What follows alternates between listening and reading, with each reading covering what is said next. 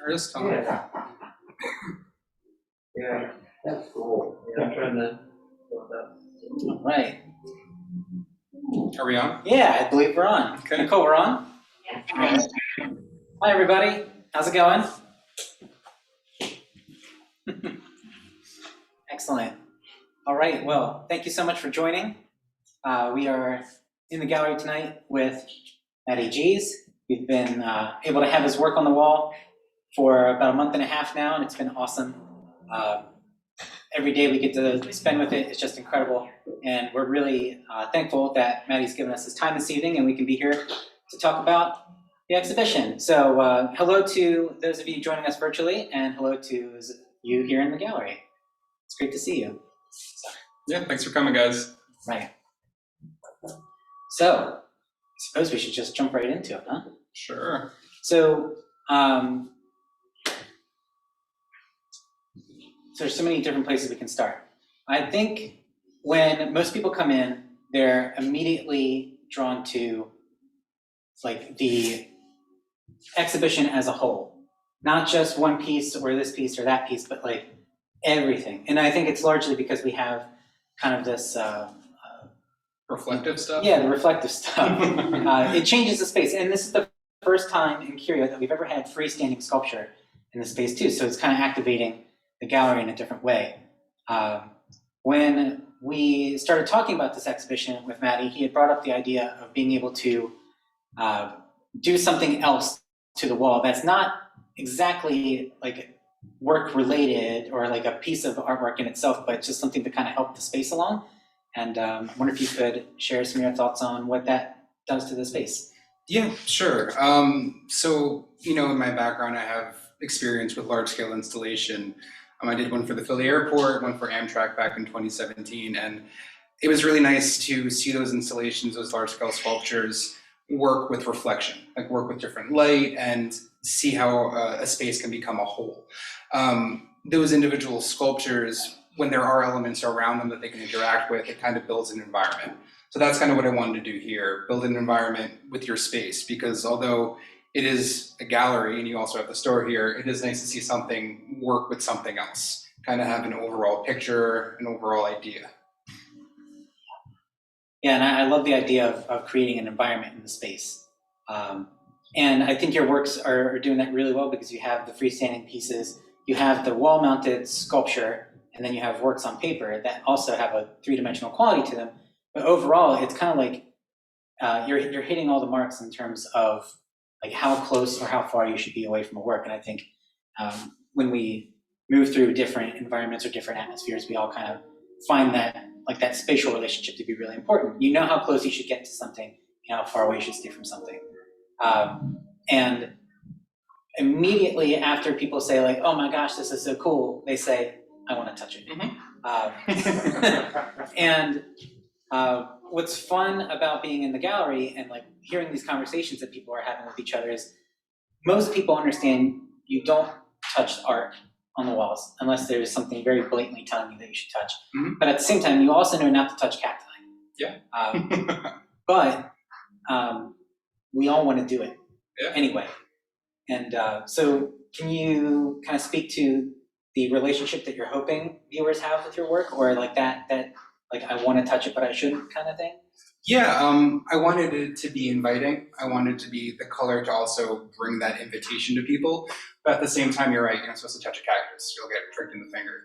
So with the work, I was playing with texture, soft and sharp. And you're exactly right. I just wanted it to be an inviting thing for people to come in and want to touch it. When I have work at shows that are like smaller scale or something that's like a market, I normally have example cactus that are out there, and children are always the first ones to do it. Adults follow, and they want to come up and they want to touch it, and those pieces are there specifically for touch. So, if you see my work again in another space, and it isn't for sale like this, and it's an example, please feel free to ask, because I will let you touch the pieces.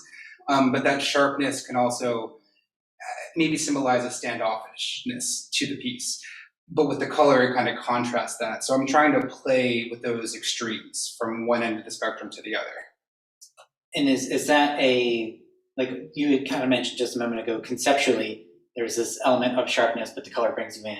is like, can you expand on the conceptual, I suppose, meaning from like the color and the texture? Sure. I mean, I feel like we all exist in like these binaries, like these ideas of gender being masculine and or feminine or both, but it's normally broken up into two. And the idea that it could be both, you can be both, it can be whatever you want it to be. That's kind of the idea that I was playing with these pieces, trying to have that idea that although masculinity can be confrontational and non-approachable, and femininity could read as more approachable, I wanted to kind of smash those things together and just be like, hey, touch it, don't touch it, do what you want to do, but just, you know, also leave it alone.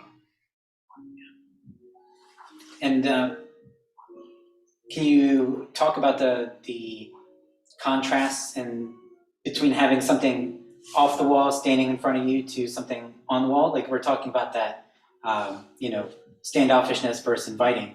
Do you feel like there's a correlation between those two things and freestanding works on the wall?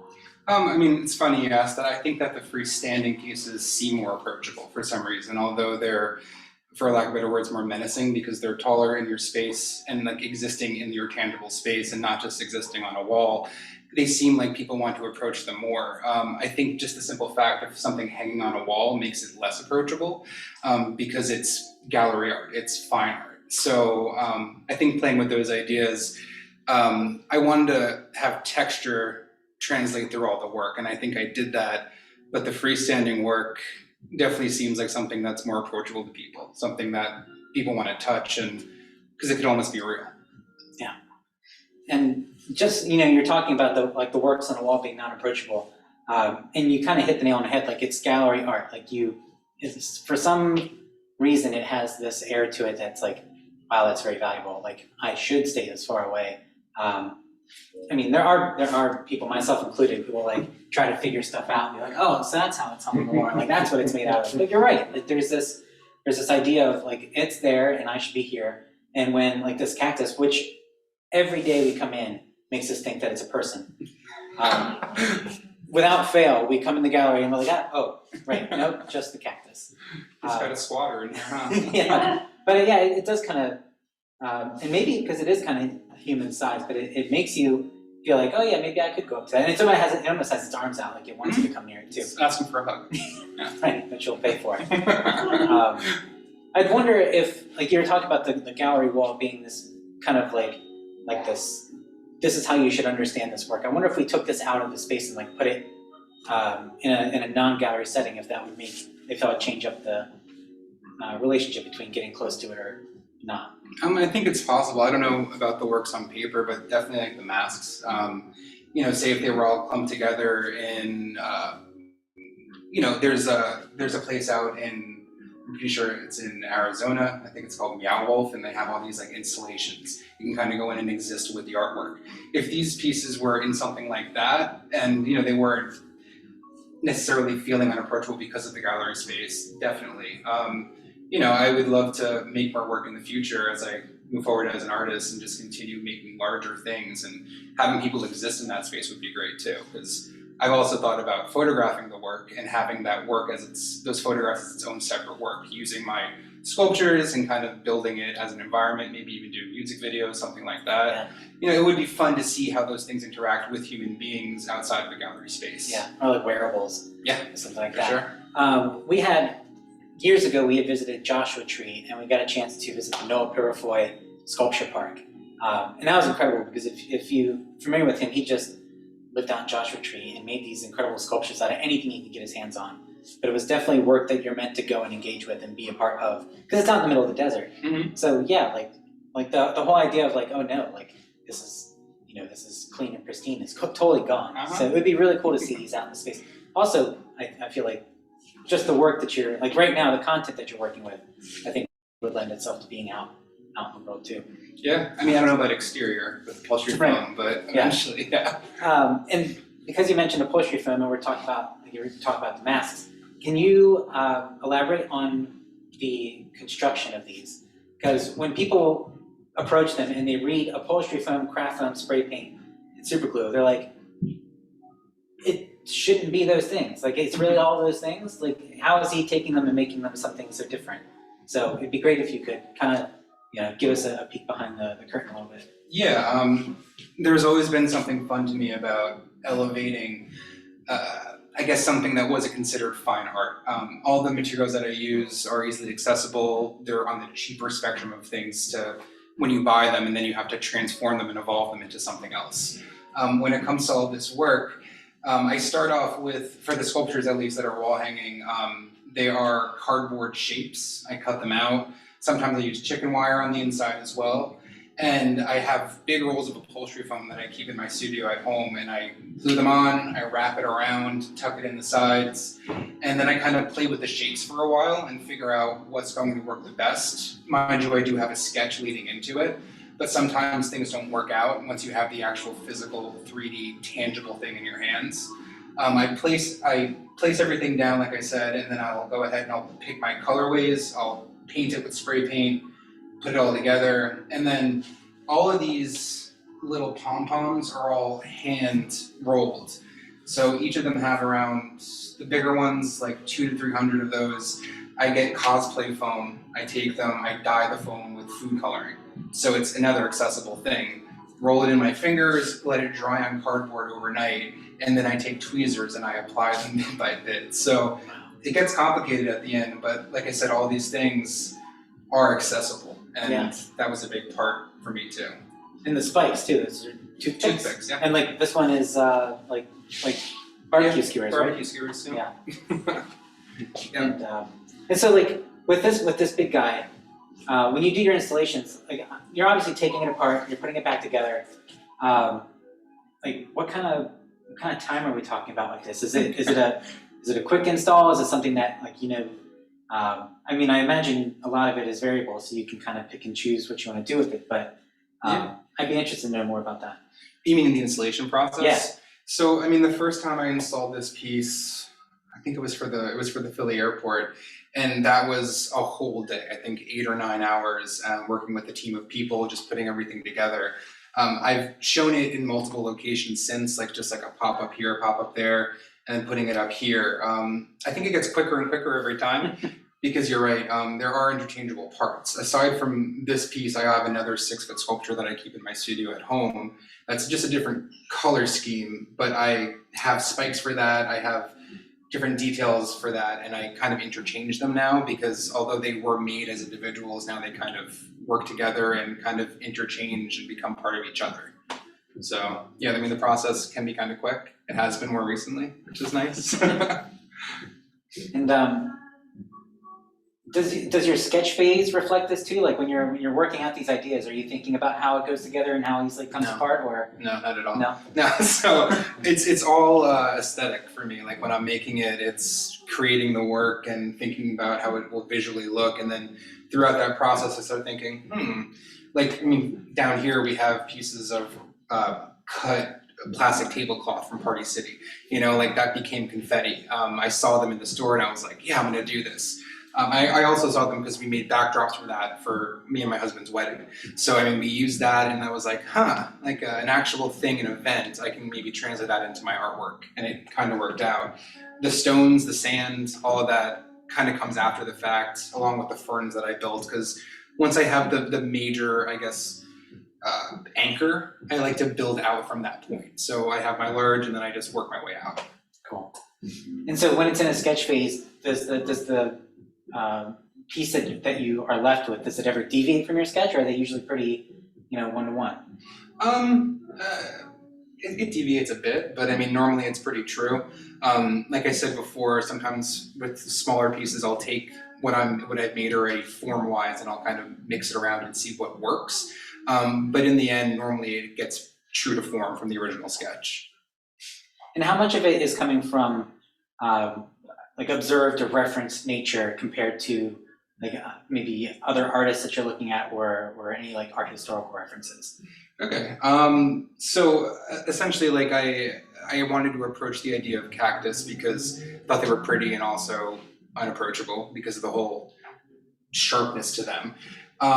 And I also have a really big obsession with some like science fiction and like B horror, like just all that stuff, and tangible effects are a big part of that. So when it comes to tangible effects, they built everything. They made everything. This was before CGI and all that. So I kind of took that direction. That's where I started with it. And then, at least with the larger pieces, when it came to these masks and like patterning and everything like that, there's an Italian artist, Giuseppe, whose last name, Armand, whatever, a last name, can't remember right now, but he does these paintings that use food to make up faces. So like it'll be a pear for a nose and then like grapes for eyebrows and stuff like that. And they're all kind of mashed together, and you see a portrait when you look at it for a little while. It's not the initial thing that you see. So I like to reference those types of images, just like a whole mashup, amalgamation of something to kind of make it something else. And that's a pretty cool flip, because like when you're looking at those works, particularly those portraits that are made up of like fruit and vegetables and other foods. What's his last name? Acrombaldo. For me, when I look at them, I do notice the portrait first and then the food second. Okay. And when I look at these, I recognize the cactus form first, and then it starts to dawn on me like, oh wait, no, there could be eyes there could be nose, there could be like an elements of a mouth. And I think that's always pretty exciting too. And like when people make that kind of leap for themselves, some of them it like hits them after the fact, and then others are like see it right away. Particularly kids will be like oh, like it's got eyes in the mouth, and like a parent or adult with them is like maybe, but then we're always like, oh no, like that's kind of part of it, and then it always makes the kid feel like they're like art genius, but well, they are. Yeah, I think and I do feel like you kind of have to have a sense of humor and like a playfulness when you look at these. You can't help but like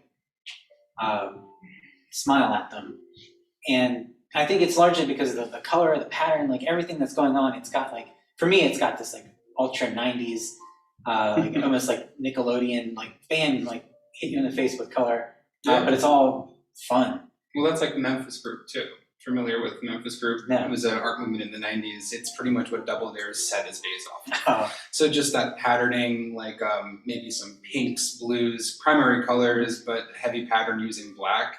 I tried to remove black from these aside from the paper, but that's another art history reference. It was a very limited art movement. So I love it. Yeah. And I do want to talk about the works on paper. So they're coming from, some of them have very like recognizable names, like hellebore or the monstera plants, birds of paradise, and then we have some others that like just puff. Yeah. How closely are you paying attention to, or I guess maybe more I'm asking, are there any of these that are like made up plant lives compared to others that like have an existence out in the world? So all of them are based off of real plants. Some of them, for example, like this puff piece, I made it from, I think it was a bouquet my husband got me from Central Market here in Lancaster. They were in there and I didn't know what they were called. So I just was like, puff, all right, cool, that works. But yeah, everything, actually, there's one that is not. This piece, which the title I don't even know. Sharp. That one I just made a cactus for. I just was like, I'm just gonna make something fun, mess with the color, and that's what I did. So everything aside from that is based from life. And in the creation process of these, is it that much different than the freestanding pieces? Because it seems like you're working with large shapes and you're working to the small. So maybe you could talk a little bit about what it's like to make the work on paper, at least like where your head's at while you're making works on paper. Yeah, the works on paper are technically the smallest, I guess, that I've made. And they were the last thing that I made for this show too, because I started big, I worked to small. And the works on paper, it still felt like a 3D element. I started making them because I wanted to make something that seemed even more accessible to people, because the sculptures, it's hard to find someone who's going to be like, hey, I want a sculpture in my house. Even if it's a wall hanging, it seems like, I don't know if I can handle that. Like, it seems like a kind of artwork that's, maybe I'm not ready, like I want something framed, I want something that has borders. So the works on paper kind of came from that. I just was playing around one day using materials that I had already used, and that kind of evolved and cycled into these things. And I like that you mentioned like, oh, like I need work that's in a frame. I need something that like I can put on the wall. These still have elements of relief to them. Yeah. So they still come out at you. So it's hard to kind of pin down where, like, whether this is like a two-dimensional piece, three-dimensional piece. 2.5. 2.5. Yeah, that's awesome. Yeah. I love that. 2.5. 2.5. Of this exhibition, Matty, is there a piece that you are like particularly like this was a really special one for me? I think the work on paper, Milk, it has the purple frame over there. That was the first work on paper that I made. So I think that means something because it felt like a new direction for my work, because I had been working in this sculptural realm, like in the round and, at least 180 for a long time. And although these have that element, it was the first time I like actually took a piece of paper and I was like, I can translate this. I can make this work. And it's a milk cactus that I got right after I moved to Lancaster. And it's also named after our dog that passed away, whose name was Milk. So, I mean, it's just a kind of sentimental thing. But yeah, the Milk piece, I think, would be that. And if we're talking more sculpturally, I think my favorite piece for the masks would be the Fat Lip piece. And that's the last mask that I made. But I feel like I had loosened up enough at that point where I started to work horizontally more, which felt natural at that point. If and when I make more of these masks, which I think I will, I'm excited to expand horizontally and see where that can take me with this whole process. I'd be interested to know more about what you were like, your path from, so you're a Pennsylvania College of Art and Design graduate. I'd be interested to know what were you doing at that time, and then how did we get to where you are now? Yeah, I think as an artist myself, and I think there's a number of artists in the chat tonight and here in the space. I think it's kind of nice to talk like trajectories, because everybody kind of has their own idea of like how they go about doing their work and arriving where they are. But then when they see somebody who's out there doing something, has a gallery exhibition, it's like these are the things. And if you're just meeting the person for the first time, you don't really get to have that kind of insight unless you're fortunate enough to meet them or talk to them. Yeah. But hence the artist talk. Yeah, let's do it. So when I was in college, I was an illustration major, and I enjoyed the work that I was making at that point, but it was all print-based. I did screen printing, I did bookbinding, and I had fun, but after I graduated, my whole senior thesis show was printmaking. And then I think I started dabbling in sculpture that summer after my graduation. And the first sculptures that I made were just literally pieces of cardboard that were painted, and I used building spackle and caulking, and I made pricks going off of it. And I was like, oh, that's kind of cool. And fast forward, I'm living in Philly, and I had work on paper that was more illustrative, like it was watercolor and gouache based. And I had a small show.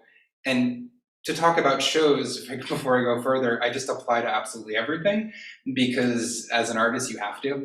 There's no way around it. Anything that has a $0 application fee, right up my alley. So anyway, I had a show, and it was all gouache work, and I started making these wall-mounted cactus sculptures to kind of be anchors and corner pieces for my framed work. And what was the content of those paintings? So it was a show that I called Garden of Gods, and it was a bunch of sloth people. So people with like these big, wrinkled noses, but they were all in religious poses, because my family is Catholic technically, but I didn't really grow up very religious. But religious iconography has always been a thing that's inspiring to me. So I had a sloth woman holding a baby Jesus, but she had like crazy long black pointy nails, and she had a necklace on that said bitch, you know what I mean? So like just kind of playing with just weird, color and, content. Anyway, and then I started making cactus work, and that was, I think, in 2015 when I had that show. and it was at a bar/restaurant, because when you're just out of school, that's where you start. So just apply to everything you possibly can. And even if it's not free, if it seems really worth it, do it. Yeah, and it's interesting. Like I like hearing you talk about, getting started or applying to this and applying to that. And I think it has a lot to do with like your motivations as an artist. Where do you want your work shown? What is the trajectory of like your making practice? I feel like there are some artists who just like to make for themselves and they don't really need the exhibition. They don't need the show for people to see it. And then there are people who are like really into getting it out there. I want to make it. I want to get it out there.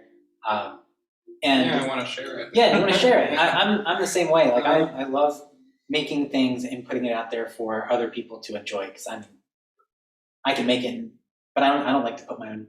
I don't like having my own work around the house. Yep. So like when I make it, like after it goes out, it comes back, it finds its way into storage, and it stays there. I think an important thing on that is absolutely nothing is precious. I know so many artists that make work and exactly that, it'll go into storage. They want to hold on to it forever. They can't part with it. And if you're an artist, I think your job is to share it. Your job is to find someone that it connects to. It can connect with people in so many different ways too. So it's almost like selfish if you're holding on to it. Like, you're just like keeping it close to the chest. And at the end of the day, you might get written about one day, but it might be when they find it after you die in your basement, and that's an outsider artist, right? So that's something too, but. Yeah, I suppose. Yeah, and now that you just said outsider artist, my head went straight to the Visionary Art Museum in Baltimore, and like have you been to that museum? No, I haven't. Oh man, like take a day trip and go. It's like you'll love it. Is Henry Darger considered an outsider artist? I actually don't know. Okay, I'll let you borrow his book. No, Yeah. But they have what makes the Visionary Art Museum so interesting is they have works by outsider artists who are using non-traditional materials, and they're making these things that absolutely, like you would say, like, yes, that's art. Like there's a guy who was making these beautiful embroideries out of sock threads that he would get different color sock threads. Yeah. And I remember there was an exhibition of burnt toast, but they were like scratching the char off the toast to make an image. Mm-hmm. And it was like this massive piece of just tons of pieces of toast, of burnt toast. Yeah. And like, I think where I'm going with that is like we're back now to talk about your pieces that are upholstery foam, craft foam, spray paint, and glue. Like these, like as you said, these are things that you can get. Food coloring. Mm-hmm. Like, these are things that you have access to, but you've taken them beyond what they are, and you've made something like really striking and really engaging out of them. And I think that is something to really behold. It's one of the coolest things. I appreciate that. Yeah. Yeah, and you were talking about outsider artists, and getting back to like just putting things out there in general, these larger works, I don't expect to sell them, but just by making them, it's something that to get it out there, and it's almost like journaling or sketchbooking, it's a form of release and relief, just getting it out there into the world feels really great. Do you think you're going to be hanging out in this kind of working modality for a while, or like do you have ideas on which direction it's going to go? Are you going to push works on paper farther? Are you going to take the mask pieces or the freestanding sculptures farther? All of it? So what I would like to do, because we were talking before about, we touched on exterior, this whole idea of this work not being really translated to that.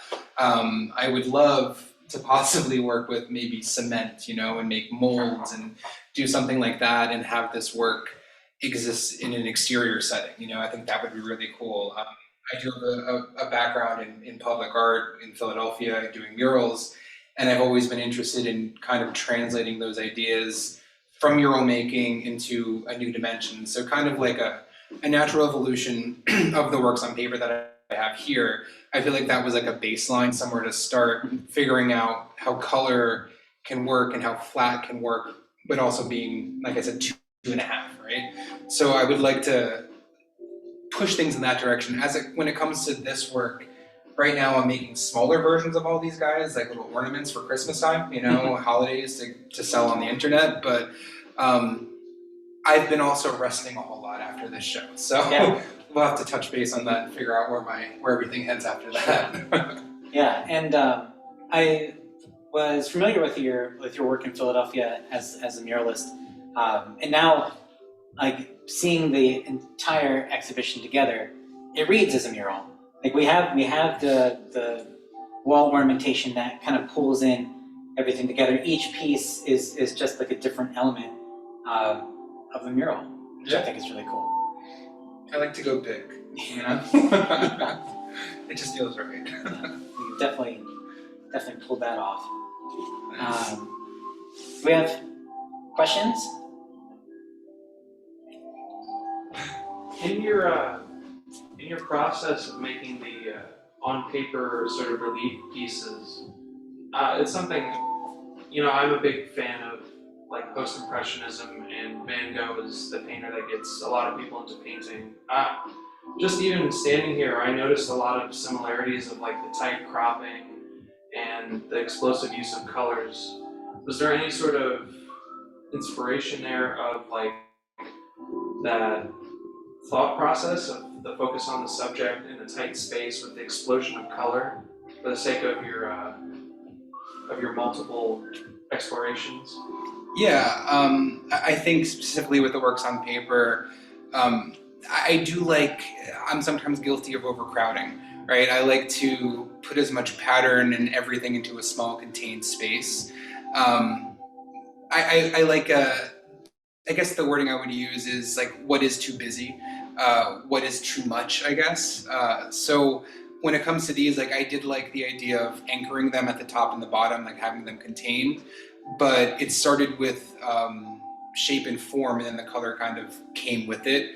And sometimes while I was making these, I was just like, oh, should I add a background pattern? Because initially all these pieces were just the form. They had no background pattern. They didn't have some of the pom-poms on there either.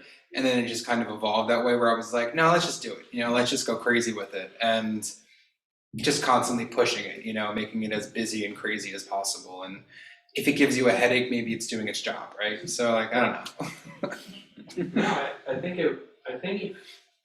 I don't see a comparison where it's just a blank background, but especially with that one over there, the way you made the pattern almost makes the black background a sort of thick outline over the plants, which really accentuates it. Yeah, like I said before, I have a background in illustration and printmaking, so I think that that's part of my brain still trying to like yell out from the back of my head.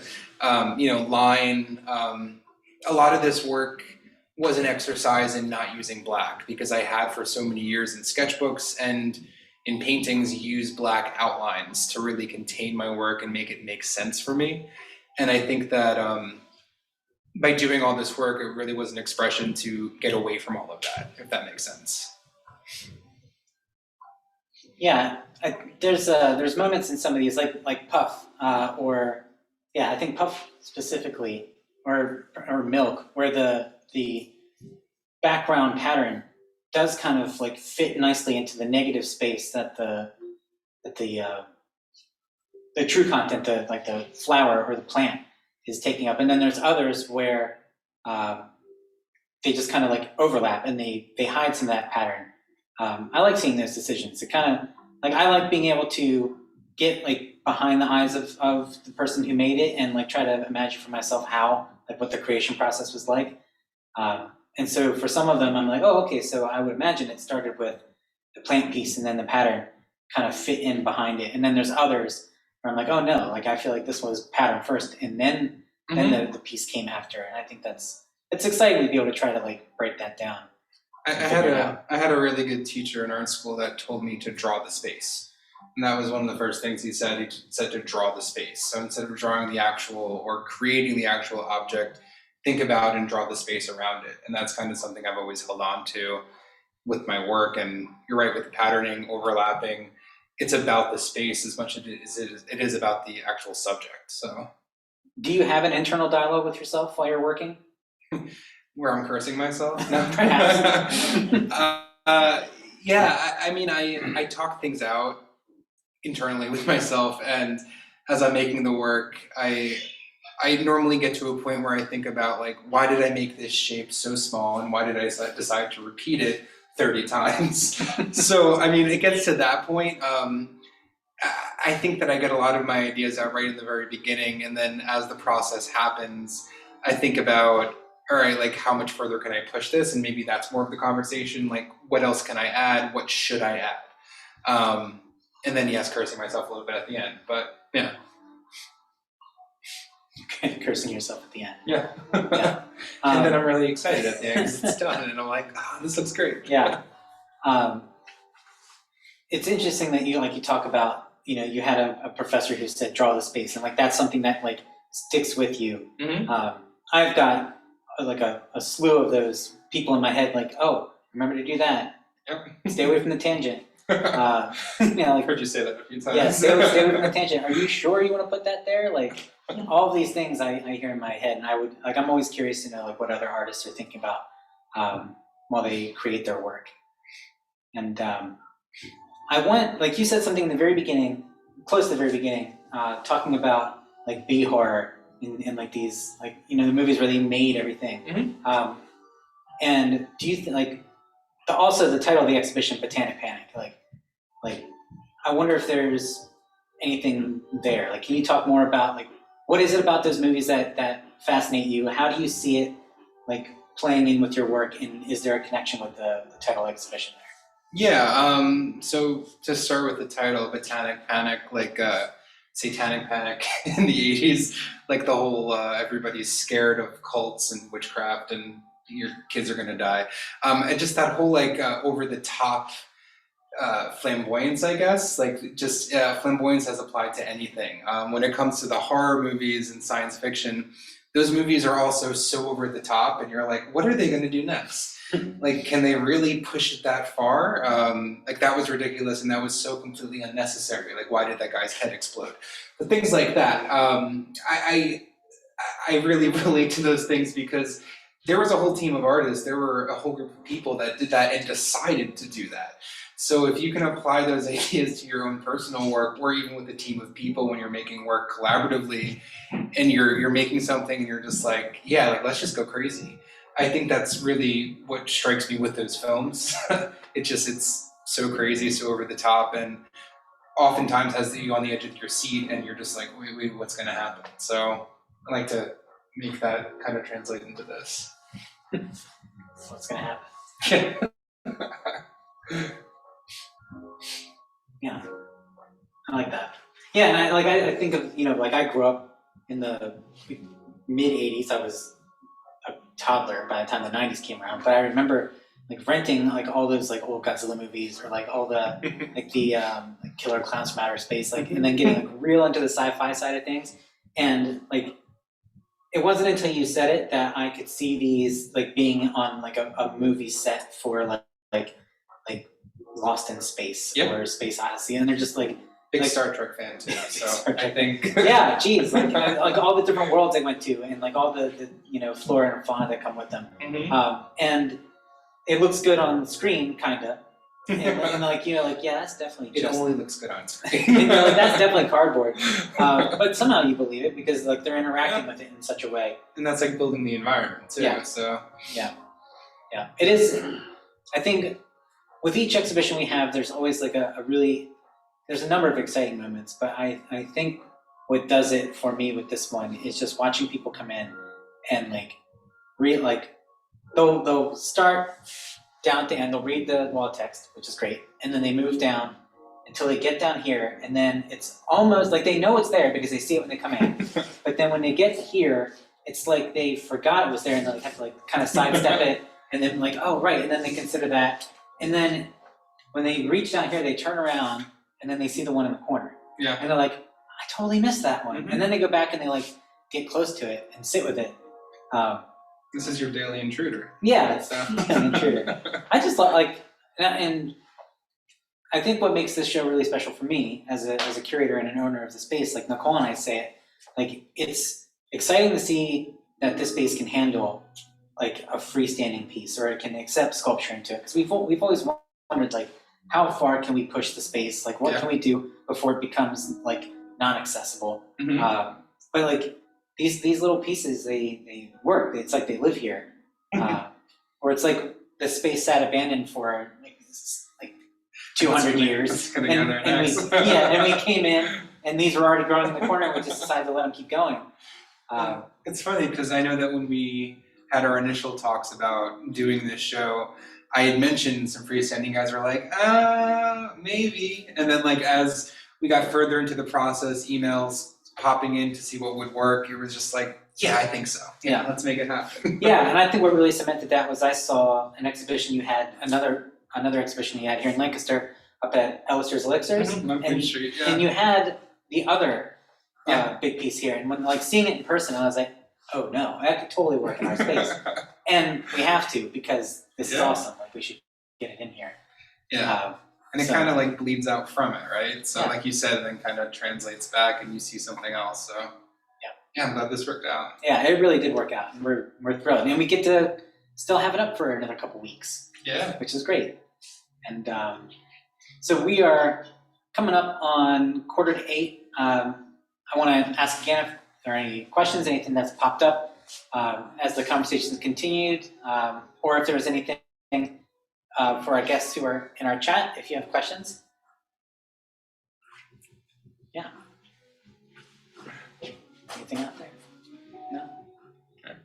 All right. All right. I guess we did our job. Yeah, I think we did our job. We'll just give a quick minute here. Yeah, and so like as Nicole said in the chat, the show's up through the 27th, so there's still some time to come back and revisit these and get up close with them. You really should. It's just been awesome to have them here. And this is also something I say at the end of every exhibition, but the more we get to walk around them, the more we learn from them. I'm just now seeing that there are small black triangles in the blackness of was a Hellenborg. Yeah. I don't know why I had to stand 6 feet away from it to see them, because I've definitely been right up close on that one and just missed those.